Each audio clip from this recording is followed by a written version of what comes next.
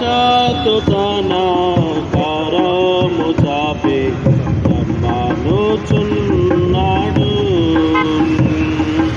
ఎటువంటి శ్రమలందును ఆదరణ నీకిచ్చు.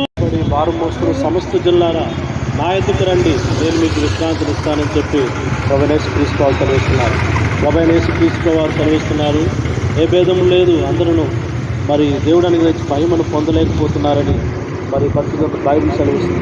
నీతిమంతుడు అప్పులు లేడు, గ్రహించేవాడు లేదని, దేవుడు వెతుకువాడు కలడేమో, అందరూ త్రోవపడుతున్నారని పరిశుద్ధ బైబిల్ సెలవిస్తుంది. పరిశుద్ధ గ్రంథం బైబిల్ ఏ విధంగా సెలవిస్తుంది, నేలనిగా పాపం వల్ల జీవితం మరణం, అయితే దేవుని కృపావరం అని ప్రభువైన యేసుక్రీస్తునందు నిత్య జీవం. పరిశుద్ధ గ్రంథం బైబిల్ ఏ విధంగా సెలవిస్తుంది, పాపం చేయి ప్రతివాడును ఆజ్ఞాతిక్రమించు, ఆజ్ఞాతిక్రమే పాపం, పాపము తీసివేయటకు యేసుక్రీస్తు ప్రత్యక్షమైన.